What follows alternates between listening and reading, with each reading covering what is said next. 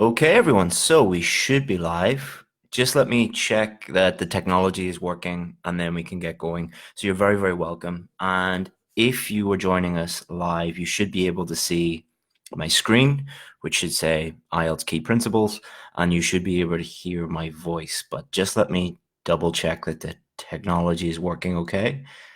And check that the technology is working. And it is. Excellent. So it's working on my phone, which means it should be working for you as well. Excellent. Okay, guys, so we're about 3 minutes before we're going to start. If you're watching the replay of this, feel free to just skip ahead a few minutes to the beginning of the lesson, because this is a live lesson and because there's, you know, thousands of people, 14,000 people in this group. I wanted to start a few minutes early so that everybody can get in before we start. But if you can hear me and you can see the screen, just let me know in the comments. And thank you to all the people saying hello already. I'm going to mess up your names and mispronounce your names, so I apologize for that. Inzamam, Siamala, Silmia, Teresa, Shahi, Simran, Hassan, Lubna, Pisotin, Intizer, Moldovan, and I've probably mispronounced all of those names, so I'm really, really sorry. Okay, so let's give everyone a couple of minutes. In the meantime, just let me know where you're watching from. It's always interesting to see all of the different countries. So in the comments, just type in the country or the city that you're watching from, and then we can see where everybody's watching from. It's really interesting to see that. And hello to everybody who is saying hello in the comments. We will begin in another about 3 minutes. So Shahi is from India. I think India we get more visitors to our site from India than any other country. Thanks, you're very welcome.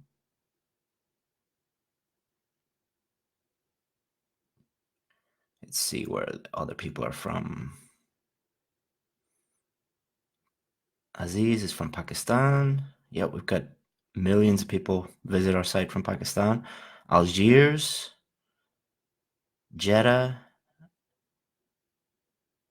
Saudi Arabia, Philippines, Turkey, Vietnam, India again, Pakistan again, Bangladesh, Philippines, of course,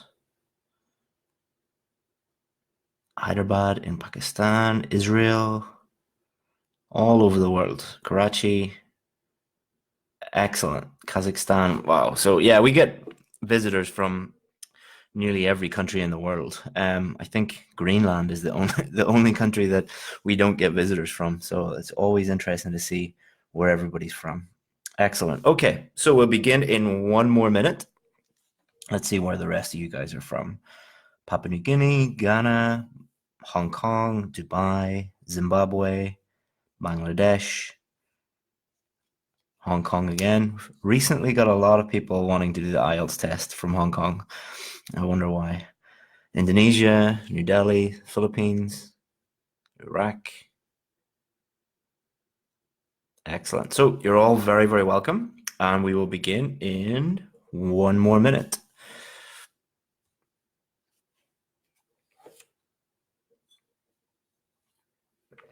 And today we're going to focus totally on reading. So today's lesson will be on reading. Then tomorrow's will be on speaking. And then Wednesday we'll finish up with writing class 2. And this lesson should take 30 to 45 minutes. I've never done this lesson before. This is all new stuff, so I don't know how long it will really take. But when I was doing the rehearsals, it was going to take about between 35, 45 minutes, something like that.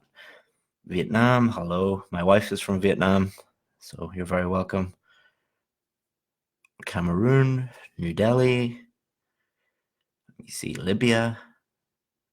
Excellent. Okay, guys. So let's begin. Thank you very much for joining me. So we currently have more than 500 people joining us live, and it's going up and up and up and up.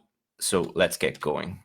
Okay, so as we already discussed slightly, what we're going to do is we're going to split this up into different days. We're not going to do listening because we don't have time, and we're not going to do writing task one. I just decided to pick the three things that students ask the most questions about, or students need the most help with. So most people need help with writing task two. A lot of you need help with reading. A lot of you need help with speaking. So we're going to help you out with these three things.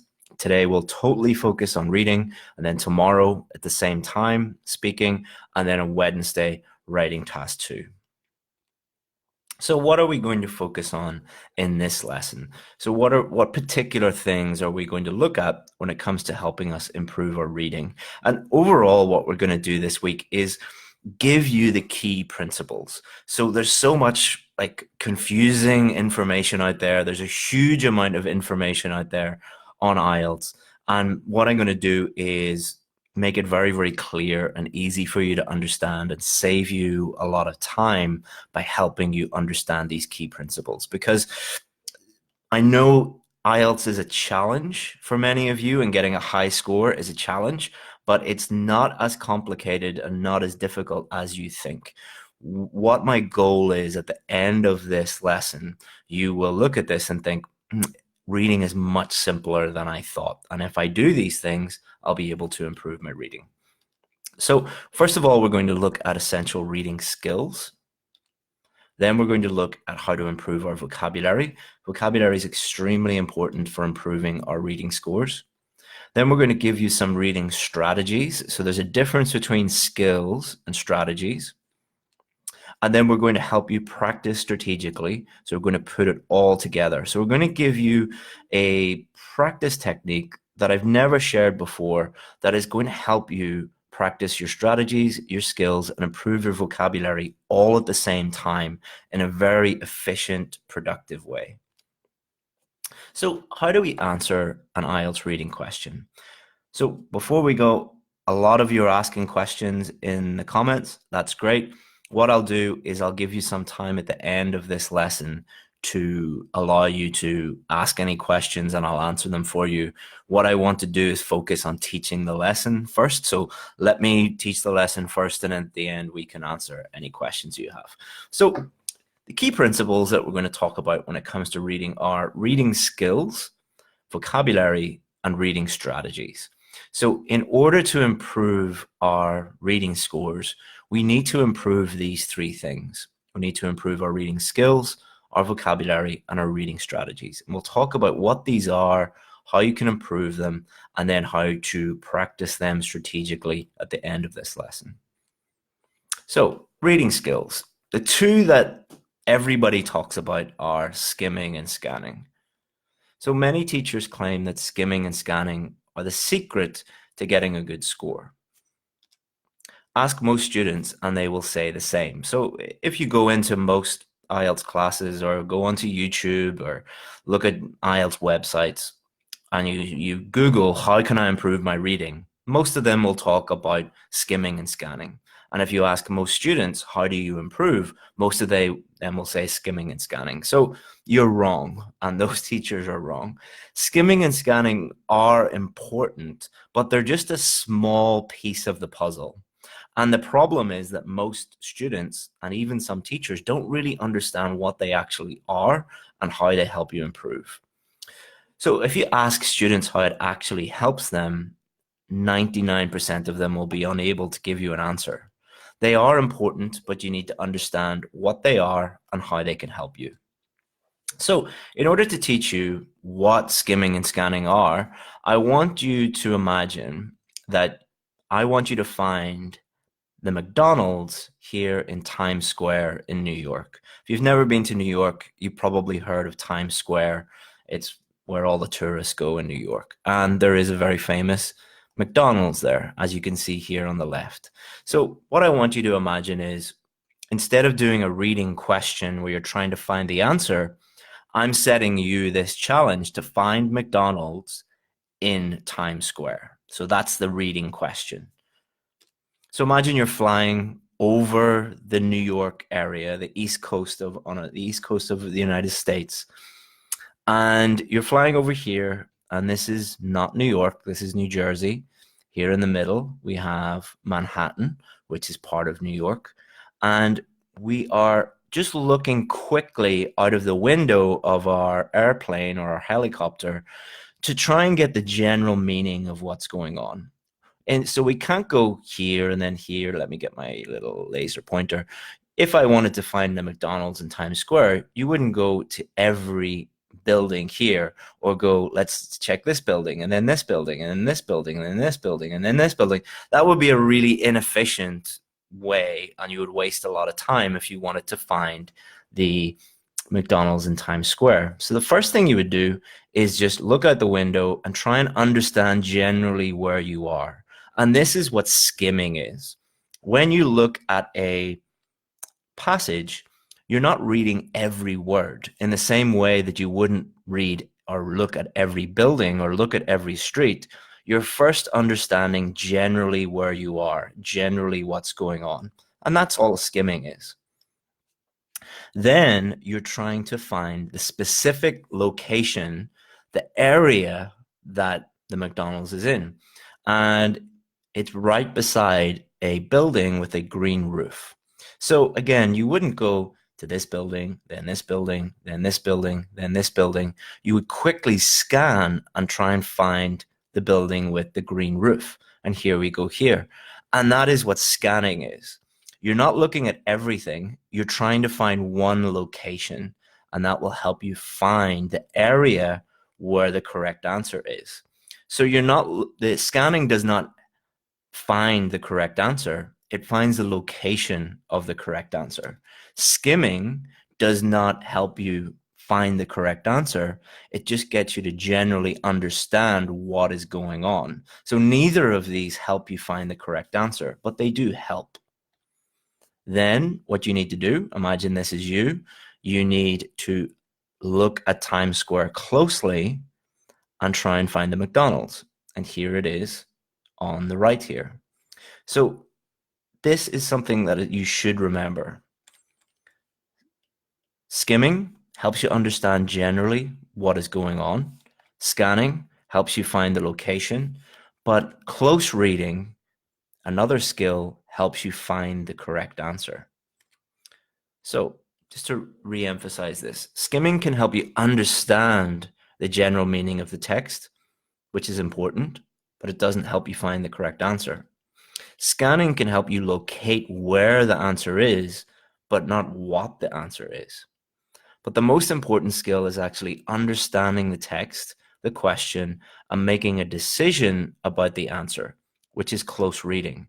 So when people say skimming is really important, scanning is important, and this is how you get the correct answer, they're wrong. Okay, this helps, but what you need to do is understand that there are other skills. The most important skill is making the decision on what the answer actually is. So we've looked at pictures of New York and all of these things. So what does this actually mean for the reading test? So imagine you were to get a matching headings question. You're not going to start off by reading every single word, okay? Because you don't have time. You're also not going to start off by trying to scan and find the location of the correct answer, because you don't really understand generally what's going on. So the first thing you need to do is quickly skim to understand the general meaning of each of these paragraphs. So you're going to use skimming, but that's just the start of it, and you still don't know the answer. Then, once you look at the list of headings, you will be scanning for the location of the correct answer. So you might see modern farming, and you're going to try and find that or synonyms of that and find the location first. So step one, skimming, helps you understand what's going on. Step two, scanning, helps you find the location a bit closer, in the same way that I showed you with that green building in New York City. But the problem is, skimming, scanning, and close reading are skills. What happens if you don't practice a skill? You're not very good at it. What happens if you practice a skill over and over and over again? You will get very good at it. In exactly the same way as this guy obviously has practiced lifting heavy weights 1,000 times more than this guy. So why am I showing you this? Well, your teacher telling you skimming and scanning are important, that does not help you, okay? Because they are skills. You need to practice those skills. And if you don't practice those skills, they're useless. Everybody knows that in order to get big muscles, you need to lift weights. But there's a huge difference between knowing that and actually doing that. So we're going to show you later how you can actually practice skimming and scanning and actually do this and get better at it. So we'll show you how to practice your reading skills later in this lesson. So that was just a brief introduction to reading skills, and we will come back to it at the end when we're showing you how to practice strategically. So don't worry about why you're not showing me how to do this. We will show you at the end. So we looked at reading skills, but that's just one piece of the puzzle. And within reading skills, skimming and scanning are just two kind of subtopics. There's close reading as well, and there are many other skills that you need to learn as well. The next part of the puzzle is vocabulary. So many of you might be thinking, well, this is a reading test, Chris. Reading skills, that makes sense. Reading strategies. Why are you talking about vocabulary? Well, the reading test, I would argue, is more a vocabulary test than a reading test. So if you look at some questions, these come from official questions. And these are the question words on the left. And on the right, these are words in the text. So let's have a look at these and decide, is it a reading test or a vocabulary test? So the question words were civil calendar. Words in the text were municipal calendar. Municipal and civil are synonyms of each other. They're different words that mean the same thing. So if you were unaware of what civil meant or what municipal meant, you wouldn't be able to get the correct answer. If you didn't understand that civil and municipal were synonyms of each other, you wouldn't be able to find the correct answer. Months were an equal length. 12 months of 30 days. Again, different words, same meaning. Divided, split, synonyms. Divided the day into 2 equal halves. Split the day into 2 12-hour periods. Again, means exactly the same thing, but different words. It's a paraphrase. So they're taking this, divided the day into 2 equal halves, and they've paraphrased it here. So not only do you need to be aware of synonyms, you need to be aware of paraphrasing. There's a number of people in the comments that are saying, I can't see this, I can't hear this. That is a problem with your device. If you are having technical problems, you need to just refresh or try and sort out. I'm not your IT assistant. I am your English teacher. Okay, so please just bear with me on that. So, and in the comments, if you can see this and everything's working okay, can you just let me know that there is no problem and you can actually hear me and see me? Because there's more than 1,000 people watching this, and there's always a few people who complain and take up all the comments. So a new cabinet shape, a new floor standing case design to organize public events, to coordinate communal activities. So again, is this a reading test or is it a vocabulary test? Well, it's both really. But what you need to understand is if you can't improve your reading skills and your reading strategies and your vocabulary at the same time, you're not going to improve your score. It's part of a big package, okay? That's why we put this together. If we remove this, then we're missing a piece. If we take out this, we're missing a piece. If we take out this, we're missing a piece. It's like a jigsaw puzzle. These 3 pieces need to be together. So improve your vocabulary, improve your score. You will not improve your reading score unless you also improve your vocabulary. So read that again. You will not improve your reading score unless you also improve your vocabulary. How many of you, tell me in the comments, how many of you have practiced reading over and over and over and over again and your scores don't change? Or how many of you have learned strategies and techniques and tricks and tips and hacks and learned all of them and your score hasn't improved? That's because you need to improve your vocabulary at the same time. Therefore, it is essential that you improve your vocabulary. And the great thing about improving your vocabulary is it improves your speaking score, it improves your writing score, it improves your listening score, and it also means that when you move to your new country or start your new job, you're going to be able to communicate more effectively and have a better life in general. So improving your vocabulary is one of those things that will take a little bit of time, but it will have a huge benefit for your future. Luckily, you can practice your reading skills and your vocabulary at the same time. And I'll show you that at the end of this lesson. Okay, and thank you to all the people in the comments saying that everything is fine and it's working great. So thank you for that. There's always a few people who can't figure out the technology, but I can't teach and figure out why your internet connection is not working at the same time. So just help me out by trying to help yourself. So we've talked about reading skills, and we'll show you how to improve that at the end of this lesson, how to practice that. We've talked about vocabulary and why it's so important, and we'll show you how to improve that at the end of this lesson. Now we need to talk about reading strategies, the third piece of the puzzle. You have to appreciate that there are several different types of questions on the reading test. Each of them tests different sub-skills. So for example, you might get a matching headings question, you might get a true, false, not given question, you might get a multiple choice question, you might get a short answer question, and many, many, many more. There's more than 10 different types of questions. So when people talk about strategy, they often talk about it in a very simple way. They'll say things like, you should skim, then scan, then find the correct answer.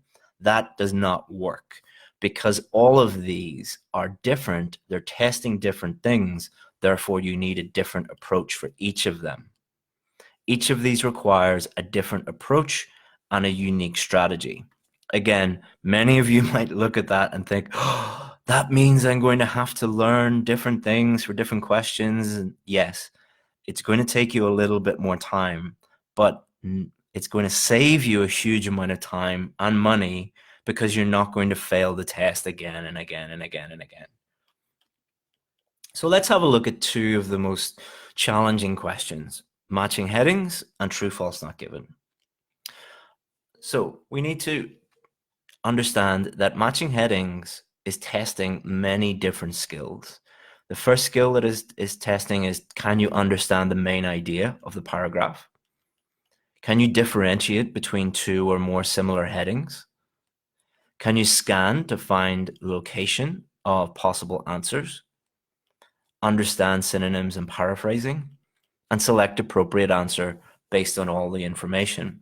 So these are the 5 sub-skills that are being tested with matching headings, but that's just matching headings. For true, false, not given, or multiple choice, or short answer, or maps questions, it's testing different skills again.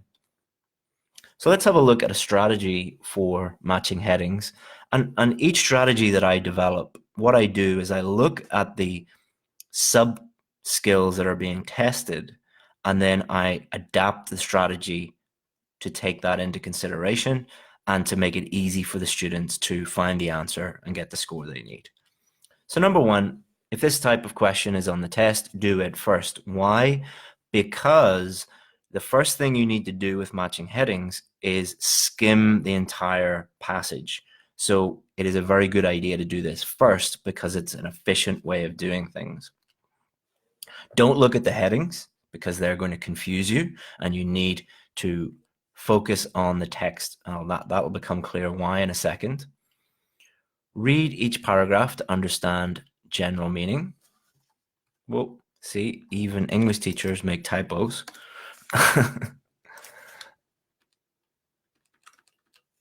Try to sum up the general meaning of each paragraph in 1 or 2 words. So this is the key here.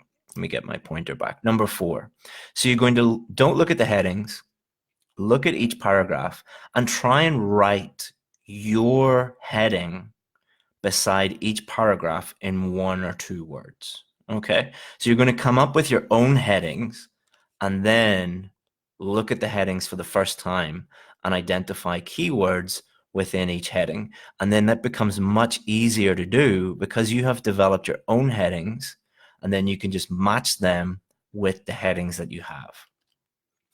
Match any headings that are very obvious and you're sure about, because some of them will be nearly identical. For the others, write 2 or 3 headings beside the paragraph. Identify the difference between each of the headings. So for the remaining headings, take it and put it beside the paragraph and then decide based on what is happening there. If you still can't pick one, just move on. You don't want to spend too much time on this, and the answer will often reveal itself later. Now, if you just take this strategy and apply it to matching headings questions, you probably won't do that well. It's not about looking at this and immediately getting better, but if you were to master this strategy and practice it, this will become like second nature. You'll be a bit like a robot in the test. That's the way our students operate. Our VIP students, we get them to practice this. And then when they go into the test, they know exactly what to do. They don't even have to think about it. It's just like step 1, do this. Step 2, do this. Step 3, do this. But this is just for matching headings. There's a different strategy for all of the different types of questions. So let's move on to true, false, not given. Spending too much time making sure that it is not given. All right. This is the number one problem. People are not sure about what not given means, and they're looking for something that's not there. Not given is not there. And it's, imagine I told you to go into a room and try and find something that was not there. It would take you a very, very long time to try and find it. Not understanding what not given means. We'll look at that in a second. And a failure to understand exactly what each statement means, and therefore being unable to identify if it is true or false. This is often a problem with timing and focus. People often complain about true, false, not given, and it's not that they have much of a problem with not understanding not given. They just don't take the time to understand each statement. And if you don't understand each statement, you won't get the question correct. Focusing on keywords instead of understanding what the statement as a whole means. Again, this comes down to poor teaching. Many people say, many teachers say, all you have to do is skim, scan, find keywords, and magically the answer will appear. That's not how it works. It's too simple. So let's have a look at the differences between true, false, and not given. If the text agrees with or confirms the information in the statement, the answer is true. If the text contradicts or is the opposite to the information in the statement, the answer is false. If there is no information or it is impossible to know, the answer is not given.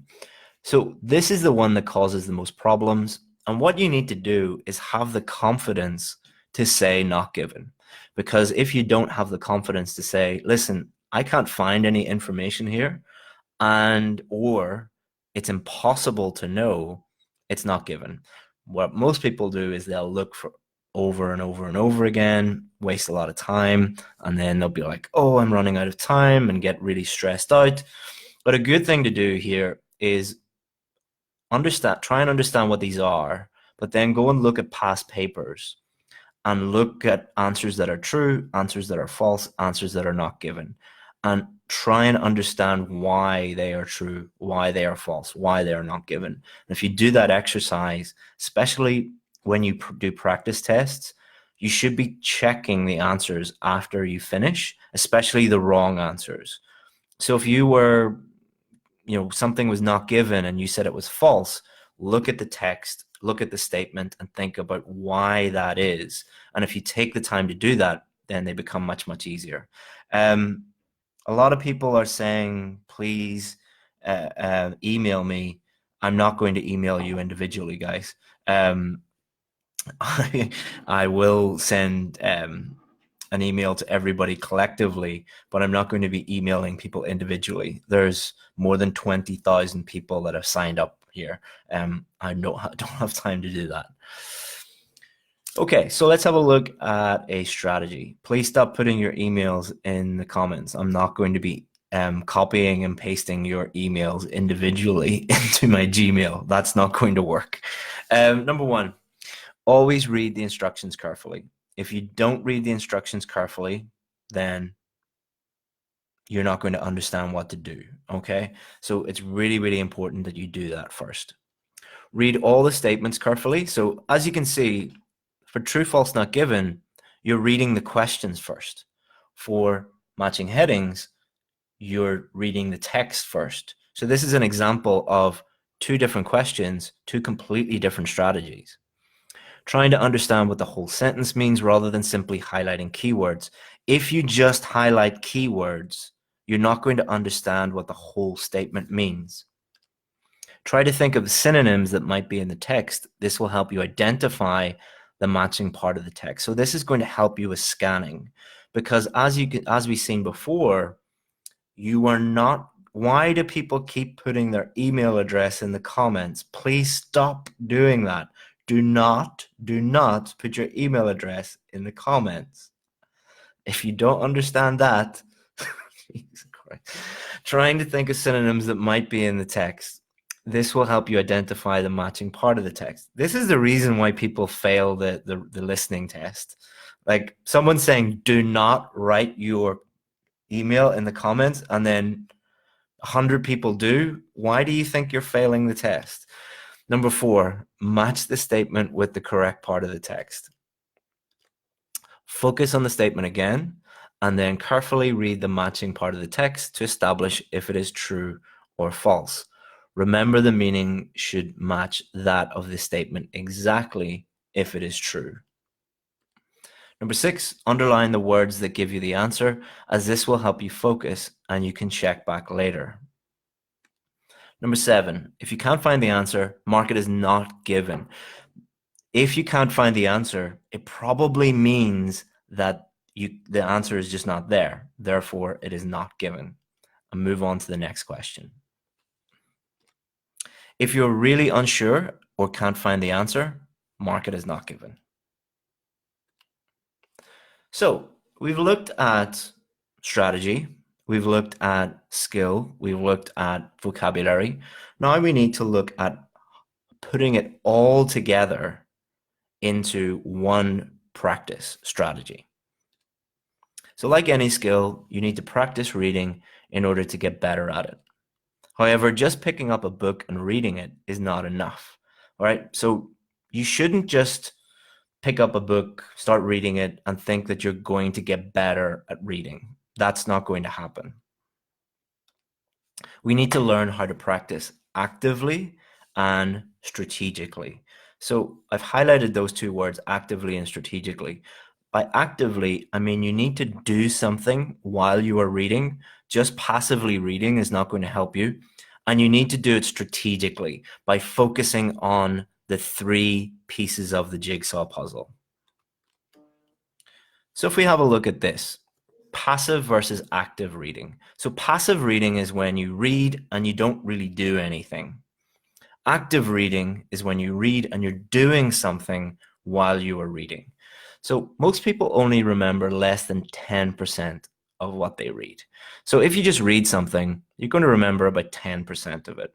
But if you do something like design a lesson or teach something or do that thing, you're going to remember far more of it. So the key to remembering these things and improving our vocabulary and improving our strategy, improving our skills is to do something while we read. And that is called active reading. So what are we going to do? The key is to do something while you are reading and then do something with what you read. So an example of this would be reading and focusing on unusual vocabulary that you don't know, noting it down, and then using that new vocabulary after you finish reading by doing practice activities or through when you're speaking or when you're writing. What do we need to do in the reading test? We need to use reading skills. We need to understand a wide range of vocabulary, and we need to use a strategy for each type of question. This is the most important part of the whole lesson. So we need to do these three things. So wouldn't it be a good idea if you did these three things when you're practicing? You have to practice your reading. You should be practicing every day. If we incorporate these three things and do these three things in our reading, we're going to be improving dramatically every single day. The more we use these three during our practice, the better we become. And I'm going to show you how to do that now. So, number one, pick something you want to read. This could be something you enjoy reading or something related to task 2 common topics, for example. Okay, so many people ask me, like, which book is best for improving vocabulary, or which book is best for improving reading? And my answer is always any book in English, either one that you enjoy reading, or if you want to be very strategic about it, you can read the task 2 common topics, which are things like education, health, the environment, these common topics that come up again and again and again. But the issue is not what to read. The issue is how to read. Quickly skim to understand the general meaning of each paragraph. So let's say you get a book or you get an article online or newspaper article or whatever. Quickly skim to understand the general meaning of each paragraph. Write down a title for each paragraph. So you're actively doing something. Try and summarize the general meaning. And then scan for any unknown vocabulary. Underline the unknown vocabulary, guess meaning from context, and then close read the entire passage and decide on meaning of the new words or phrases. Note down new words in your vocabulary notebook. Everybody here should have a notebook that is just dedicated to vocabulary. And this is what you're going to do. So let's have a look at what we're doing here. We're skimming, we're scanning, and then we're learning new vocabulary. Okay, so we're improving our skills at the same time as we are improving our vocabulary. So compare this, what most students do is just reading for the sake of reading and not really doing anything, or learning lists of vocabulary, which doesn't really help you improve your vocabulary at all. And here's an example of how you would record your new vocabulary. So let's say, for example, you see this word, you've never seen it before, or you're unsure about it. You wouldn't just write down the new word and maybe a translation. You'd write the type of word, a noun, the pronunciation. You could even draw a picture if you want. You can then write in the meaning, some example sentences, synonyms, antonyms, examples, more synonyms. And you're definitely going to remember this word if you add in all this information. You could even add in collocations. And again, this is going to be slower than what you want, but it is highly, highly, highly effective. Compare that with what most people do is they learn lists of vocabulary, lists of high-level words or band 9 words. That is nonsense. They do not work. So this is what we're going to be doing. We're going to be skimming, quickly looking and understanding general meaning of each paragraph, scanning, finding unknown words or phrases, guessing the meaning from context, and then close reading, understanding text in detail while improving vocabulary at the same time. So let me give you an example of this. Let's say we go on to the BBC News and we want to improve our knowledge of education. So we go family and education. Here's an article on private schools. So what we would do, we would quickly skim each paragraph to try and understand the general meaning. Then we would scan for new words. So let's say we didn't understand what this word meant, manifesto. So we'd underline it, and we don't understand what this word means. So we'd underline a bunch of words. Then we would guess what the meaning of the word is from context. And then we would take those new words and we would add them to our vocabulary notebook. So we're improving our vocabulary, we're improving our skimming, we're improving our scanning, we're improving our reading skills and vocabulary all at the same time.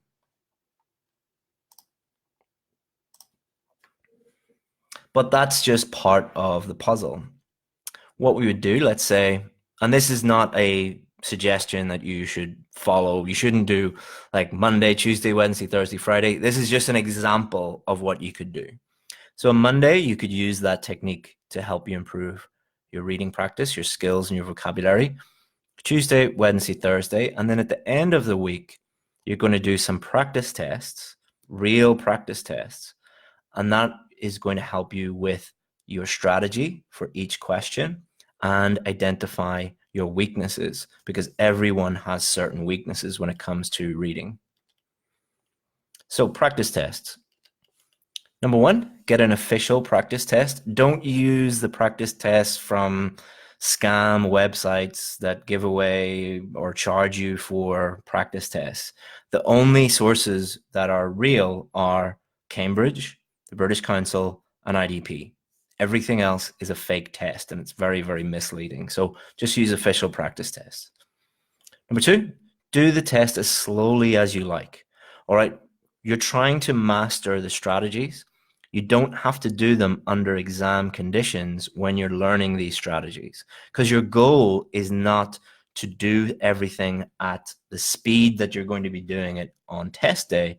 Your goal is to master the strategies. So do them as slowly as you like.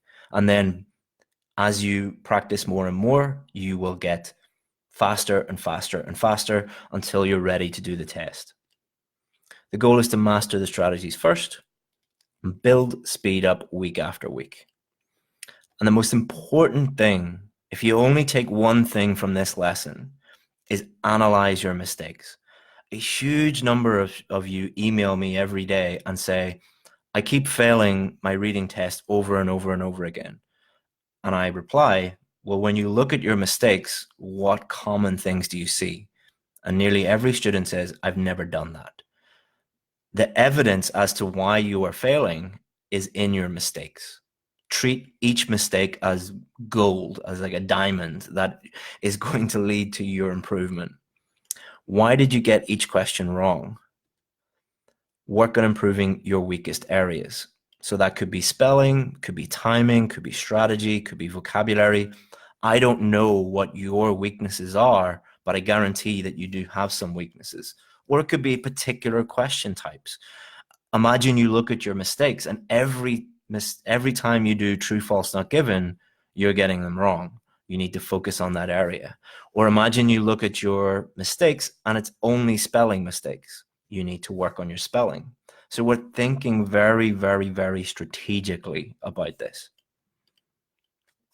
So you get a practice test.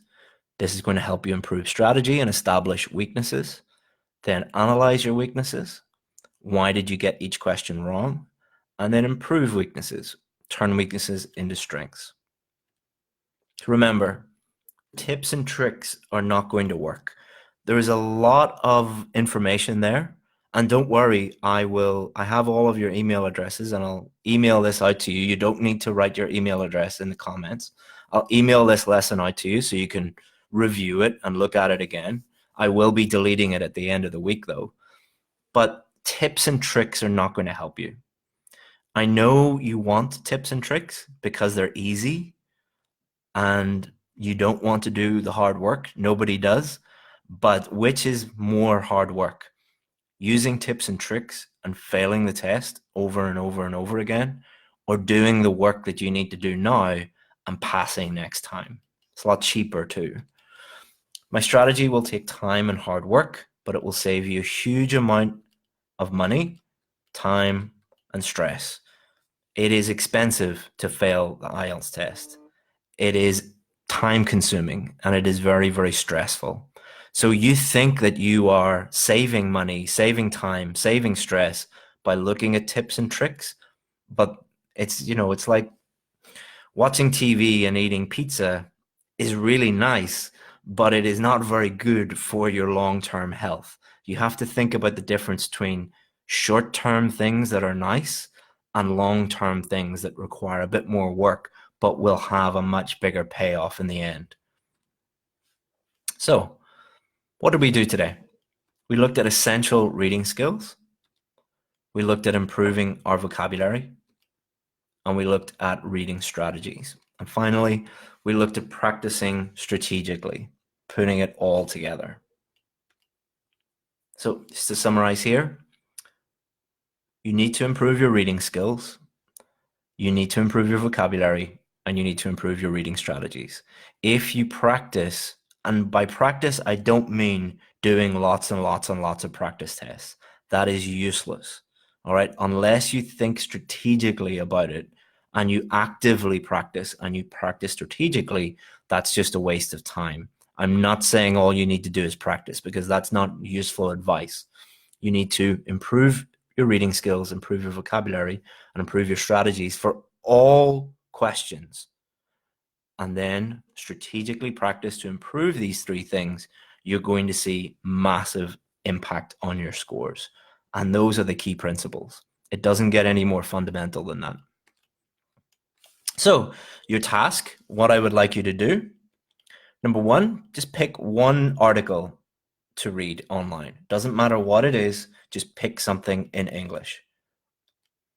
Apply the active reading system to it, the one I just showed you, and post the article and the new words and phrases you learned below this video. It's going to take you 15 minutes. That's all it will take you. And tomorrow we are going to work on our speaking. Okay, so that took a little bit more time than I thought. So I'm going to go. I don't have time for questions because I've got to jump in with my one-on-one and VIP students and help them. But it was very, very nice teaching you today. I hope you learned something. And this video will immediately upload to the group, so you'll be able to watch it again. But I will be deleting it at the end of the week. So if you want to review it this week. And please complete the task. It will really help you. I look forward to seeing your tasks below in the comments, and I'll see you tomorrow where we'll work on the key principles of speaking. Thank you very much, guys. Bye-bye. If I can end this. It's not helping me do that. Okay, there we go. Bye-bye.